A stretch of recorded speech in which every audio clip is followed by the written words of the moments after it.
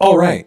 Okay. All right. Okay. Hi, everyone. Anthony Fantano here, internet's busiest music nerd. I hope you are doing well.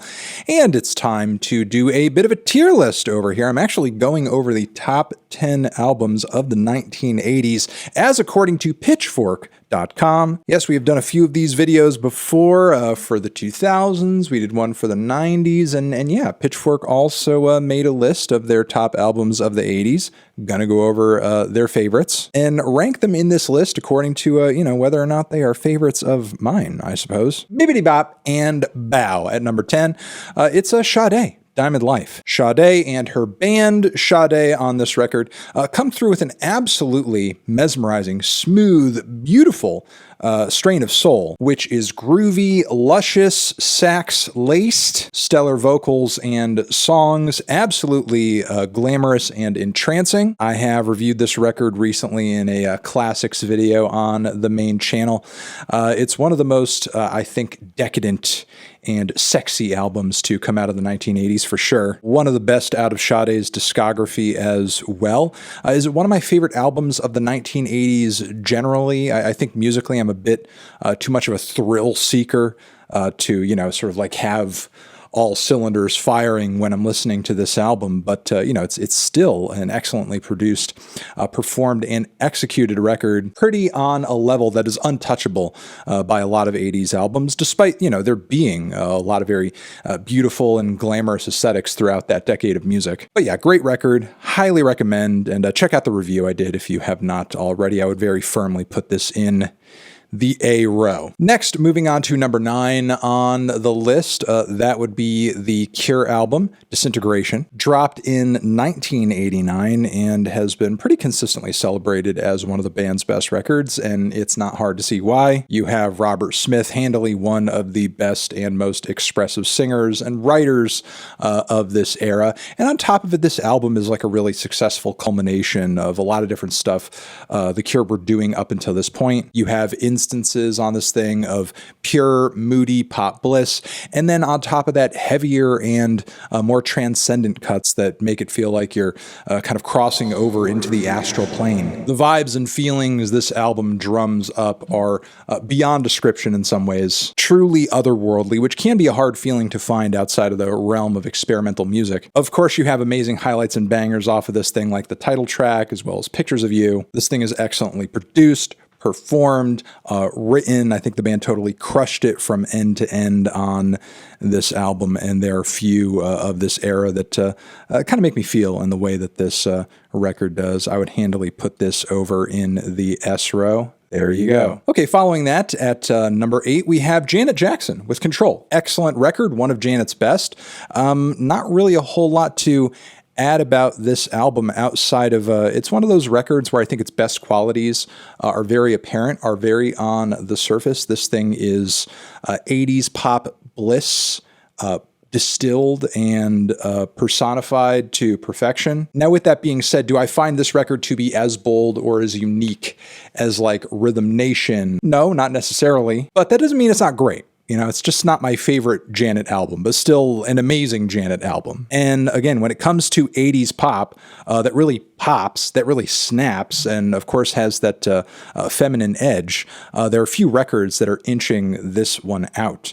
I would put this over in the A row pretty easily. Okay, at number 7, we have the Sonic Youth album, Daydream Nation. I can't remember if it was like in a Let's Argue or something. Recently, I got a comment, someone saying, you don't talk enough about Sonic Youth. How come you don't talk more about Sonic Youth? Well, here I am, bitch, talking about Sonic Youth. Yes, the New York noise rock and post-punk outfits, classic, definitive, and ever popular Daydream Nation. No record in the Sonic Youth discography has withstood the test of time, has maintained the attention that this one has, and I could see why. There's like a really meditative, consistent propulsiveness to the songs and performances on this record that are entrancing. I suppose you could say, in comparison to some of their other albums, while there are obviously noise rock elements on this record and the guitar work can get kind of wild here and there, I think it's one of their more listenable records. Certainly not as off-putting or as challenging a listen as some of the stuff they've released over the years. There are some elements of this record that, I think are like a little slacker rock-esque as well, especially on the vocal end, with Thurston's affectation that he was kind of embracing on this record, and some of the vocal melodies too. With all of that being said, this is not my favorite Sonic Youth album, not by a long shot. And again, I get why it's popular. I get why it hit for the band at the time that it did. I enjoy more specific and unique records out of their discography, like Sister, which had like a real kind of lo-fi chaos element to it. I think Daydream Nation does not quite have that same level of bite. There's also which I love how kind of dissonant and dark and moody that album is consistently. That same ominousness Daydream Nation doesn't really bring to the table, even if there are, a few somewhat, moody tracks here and there. And I much prefer the boldness, the harshness, the heaviness, some of the more wild guitar work to come shortly after this record on Goo, which I think is a more versatile record overall and has some more interesting vocal performances as well. So Daydream Nation, while there are elements of it that I do enjoy, mostly the guitar work and the way that the drums and guitars often lock in on a lot of these tracks. Beyond that, there's not enough going on to kind of keep me interested. And when it comes to this, kind of gently melodic, somewhat head bobby slacker rock type stuff. I think I'd rather listen to like a Dinosaur Jr. or something like that. I just think Sonic Youth across their discography has stronger and more creative points than Daydream Nation. Because of that, I'm just not that into this record and don't find it to be as memorable as some people do, frankly. I'm going to probably tick a few people off here. I'm going to throw this over in the C row, leave it there, and you guys can rue the day that you found out that I'm kind of picky with Sonic Youth albums, I guess. Okay, following that, on Pitchfork's list, we have Public Enemy, It Takes a Nation of Millions to Hold Us Back. Whew.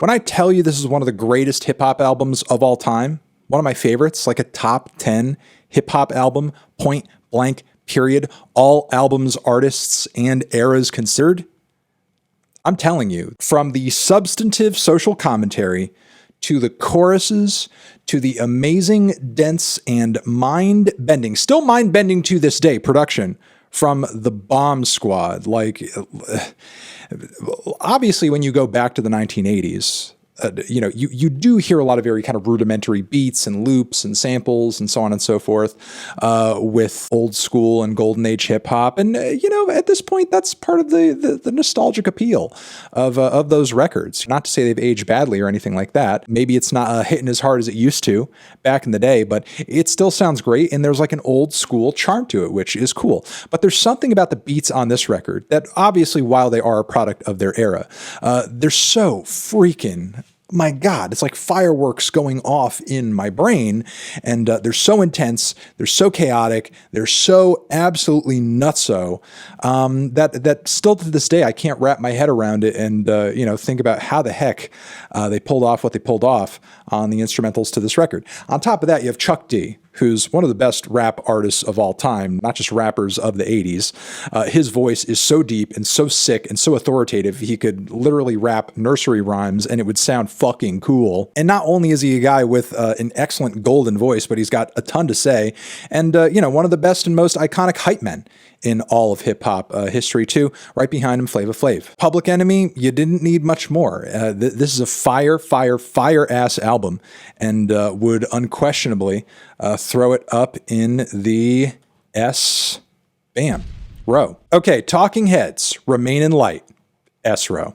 Yeah, It's just going in the S. Do I need to explain it? Kate Bush's Hounds of Love, another album I have waxed poetic on over and over and over. We're gonna throw this one over in the S column as well. It's amazing. It's excellent. It's whimsical art pop. It's some of the greatest art pop ever recorded, from the pop bangers on the front end to the whimsical and enchanting story-like, fantastical narrative and experimental cuts on the back end. This thing is a trip and a half. You're talking about some of the best pop production of this era and one of the best vocalists in pop music of all time. High concept, high art, high beauty, high aesthetics, high everything. This is more deserving of the S row than most, believe me. All right, following this, we have NWA with Straight Outta Compton, which, as far as the Pitchfork list goes, kind of blown away that this, record placed above Nation of Millions. But again, I sort of understand why, because like culturally speaking, obviously NWA is considered to be the bigger splash, and for sure they were. But I'm talking purely about like album quality over here. And I think there are, frankly, rap performances on this record that are weak. The talent gap between Ice Cube, who obviously like was also writing for the group itself, and everybody else is like apparent throughout the album. Some of the beats do feel super dated, and I don't think have aged super well, especially in the case of like 8-Ball Remix.